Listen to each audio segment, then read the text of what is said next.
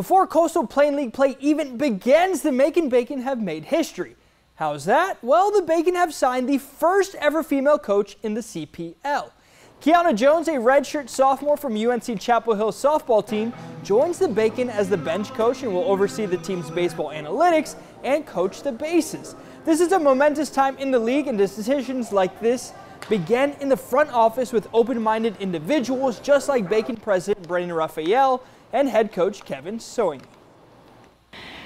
It's an interesting job to kind of get into as a female. You don't see many of them in the industry, so I went through a couple interviews, and Macon Bacon kind of just sounded to seem like home, and everyone was super kind, super welcoming, and Kevin just had like a lot of great ideas. Brandon was super welcoming, so on that meeting after I finished, I was like, wow, these guys are amazing, super welcoming, and I was just excited after the call, and that's kind of how I chose Macon.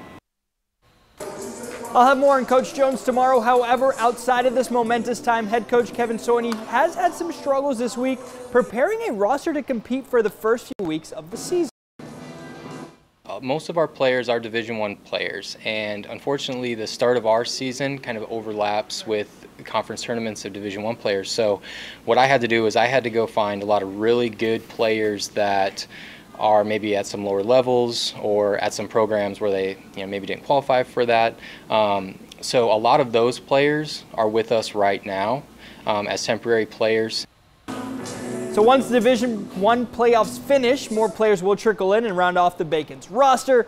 But for now, you can catch the short-handed but still stealthy Bacon in action on opening night this Friday at 7 p.m. at Luther Williams Field against the Florence Flamingos.